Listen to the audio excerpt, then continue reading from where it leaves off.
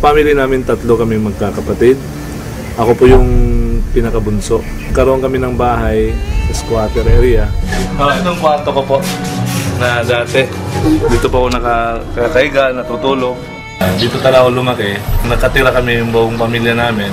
Na dati, ito'y daanan ng tubig. Pag umuulan, magkakaroon kami ng libreng swimming pool kasi lumalaki yung tubig dito. At ngayon ay siyempre natambakan na ng mga lupa at bago na. Pero memorable masyado to kasi dito ako panganak at dito din ako lumaki. Na nakamalay na ako sa buhay ko, doon ko karoon ng mga pangarap na balang araw magkaroon kami ng bahay na maganda, na buhay na maganda. Dahil po yung buhay talaga namin napakahirap noon. Kasi nga yung trabaho ng papa ko, family driver ng isang counselor, nakuha sa dahil sa kabaitan din ng papa ko. Kaya nakapagtrabaho siya sa city government, driver lang din. So yung mama ko naman din, siya naman yung nagpapatakbo ng karinderya. Yun din yung kinukunan ng extra income nila para makapag-aral kami magkakapatid. At nabubuhay kami sa 5-6 yung pautang. Hindi ako nakapagtapos kasi nga nabaon kami sa utang. Tinakripisyo ko yung pag-aaral ko dahil para sa kapatid ko. Kaya naghanap ako ng paraan na para makatulong sa parents ko. Dahil sa hirap na naranasan ko po. Yun yung naging lakas ko na para magbuo ng pangarap na balang araw malalampasan ko lahat ng problema namin, malalampasan ko yung kahirapan namin. Naghanap ako ng mga oportunidad para mahihaon sa kahirapan yung family namin. Nung matapos na ng pag-aaral ng high school, way back 1999, parang naging tambay ako kasi 1 year din ako hindi nakapag-aral agad. Kaya yung ginagawa ko doon talagang nagtatrabaho. Kaya lahat ng trabaho sa terminal, Ecolan Terminal o terminal ng bus ay naranasan ko po yan. Paglilinis ng sapatos, yung pagbibenta-benta ng mga durian candy, at saka yung pagkakarga ng mga bagahe ng mga pasahero. Yun, naranasan ko po yun para makatulong ako sa mama at papa ko. Humingi ako ng pagkakataon ng Panginoon na kung bibigyan niya ako ng chance ay hindi ko talaga pakakawalan. Yung unang pag-iempleyado ko po, award craft po yun, yung paggawaan ng mga plaque, ng mga trophy. Actually, nagtrabaho ko para sa ate ko, para makapagtapos siya ng pag-aaral niya, na makatulong din ako sa mga tuition niya at saka sa parents ko. Nung nag-graduate yung ate ko, nag-stop na akong magtrabaho at pumasok na ako sa negosyo, pagninegosyo. Kasi alam ko nung sa pagninegosyo, doon natin makukuha yung mga pangarap natin. Doon, may isang company akong napasukan na talagang doon ako namulat na talagang grabe pala yung potential income ng ganitong klaseng negosyo. Kaya na-challenge ako doon.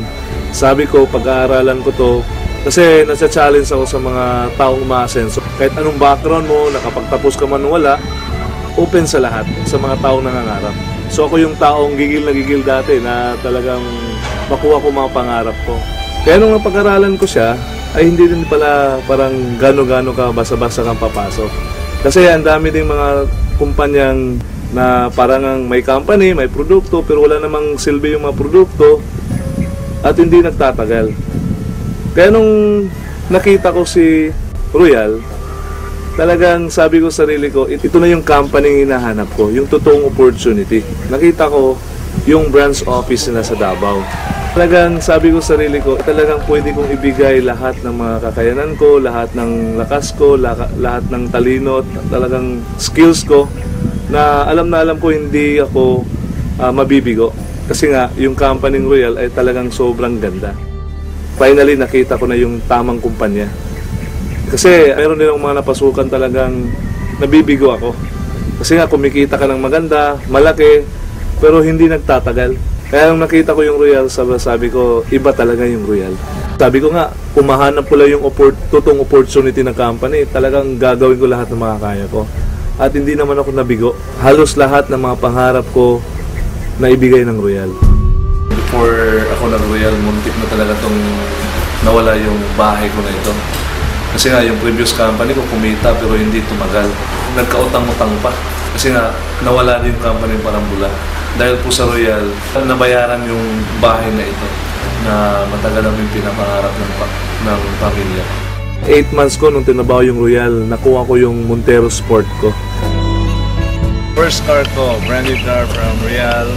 Doon ko na unang na-experience na nagkaroon ako ng sasakyan dahil po sa Royal yon. At dahil din po sa Royal, after 1 year ko po, na-awardan po ako as an executive circle ng company. After 2 years ko, umabot na pala ako ng 6 million na kinita ko. Kasi na-recognize po ako as a presidential circle ng company Royal. Kaya grabe yung nangyari sa buhay ko. Lalo na ngayon, in 3 years time ko sa Royal, na nagkaroon ako ng opportunity na makasama sa travel ng company. Ang kagandahan po ay sa Brazil. Dito sa Royal, lahat sinasabi, lahat pinapangako nila ay nagkakatotoo. Iba talaga palang maka-abroad ka. Hindi ka lang nagninegosyo at kumikita, pero ma-experience mo ang totoong lifestyle na binibigay ni Royal. Grabe! Kaya noon, na-enjoy ko po yung travel namin sa Brazil. Ang kagandahan po, kinuha ko na naman yung pinakapangarap kong sasakyan. Sabi ko sa sarili ko dati, nung dati kong company, mabibili ko na yung Hummer ko. Kasi kumikita ko ng malaki, hindi tumagal. Bumagsak. Kaya parang nasaktan ako doon. Dahil sa Royal po, na-inlove ako ulit. At dahil po sa Royal, yung pinapangarap ko ay talagang nagkakatotoo lang. Ito na nga ho, yung Hummer or H2 ko po. Kasi sa Davao, hindi ka basta-basta magka-hammer dito. Yung mga nagka-hammer dito, yung mga may-ari ng mga mall, may-ari ng mga hotel, yung mga may-ari talaga na talagang kilala sa negosyo dito sa Davao. Ang malupit doon, isa sa nagmamayari ng hammer ay royalista. Dito pong bahay na ito, actually ito yung pangarap ng mama ko. Dahil single pa naman po ako, wala akong ibang pinapangarap kundi pasayahin at paligayahin yung mga magulang ko. Ito pa, ang dami ko pang pangarap sa kanila. Sabi ko nga sa papa ko na dapat na magretiro na siya. Ayaw ko nang magtrabaho siya. Alam mo kasi yung hirap na naranasan nila sa buhay. Sa hirap ng naranasan nila at hirap ng nadaanan nila sa buhay nila, binuhay pa rin nila kami nung mga bata pa kami. Kaya ngayon, nung ako nang nasa kalagayan ko, ay gustong-gusto ko naman makabawi sa kanila. Masaya pakinggan na may anak ka na nag-alala sa pamilya niya. Sama sa amin, papa niya. Salamat. Kung gaano ko kamahal yung sarili ko, ganun ko po sila kamahal. Kaya lahat, habang single pa po ako, habang hindi pa ako nag-aasawa, binibigay ko po yung kaligayahan nila. Inauna ko po sila. Marami tayong kaibigan, magiging partner. Pero ang masabi ko lang, nag-iisa lang sila na ina at ama ko sa mundong ito. Kaya kahit anong mga hirap na naranasan ko sa pagninegosyo, makita ko lang sila, parang namomotivate na ako, parang nabibigyan ako ng lakas na ipagpatuloy yung naumpisan kong pagtatrabaho na maayos at yung tama. Sila din yung dahilan na umabot ako sa naabot ko ngayon. Kasi kung hindi dahil sa kanila, siguro matagal na ako rin nag-give up. Kaya kahit anong gawin ko, lahat ng ginagawa ko, sa ngayon po para sa kanila po.